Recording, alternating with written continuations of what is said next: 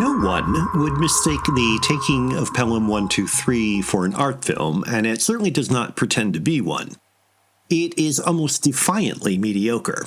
But that is what makes it interesting, because its pervasive cynicism reveals a lot about 1970s audiences and how studios exploited their jadedness. You don't have to be a critic to be skeptical about the story's setup. A quartet of thieves led by Robert Shaw hijack a subway car, take passengers hostage, and hold the city of New York to ransom for $1 million. In fact, even characters in the movie ask, effectively, who would be daft enough to hijack a subway car?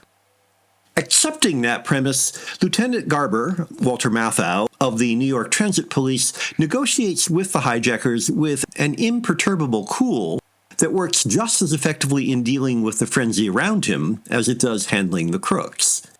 That frenzy comes from wallowing in New Yorkness. It is more than a matter of setting the story in the infamous subway system and shooting on location. Every secondary character is as loud, rude, self-consciously ethnic, and out of shape as possible. None speak at a normal volume even before the action starts, and once it does, it is a contest to see who can swear most loudly, frequently, and quickly. It is like a stereotypical Hicks stereotypical vision of stereotypical New Yorkers. A contemporary viewer used to thinking of New York City as an expensive playground might be startled by this very different environment, although Pelham was hardly the only 70s film to portray the city as an open wound.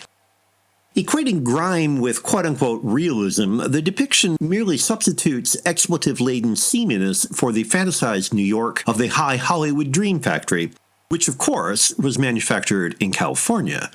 While shooting on the streets of the real city lends undeniable presence, the thriller format nonetheless imposes its own expectations and conventions. So, the low-life focus is no more true to life and no less commercial than the sparkling upper-crust repartee or backlot crime dramas that were once Hollywood's vision of New York, just nastier.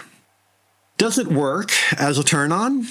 In fact, for all the calculated suspense and nearly tactile texture, Pelham is not particularly exciting.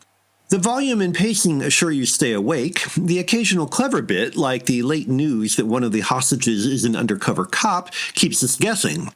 But even if you are in tune with the loud goings-on, you know that Garber will prevail.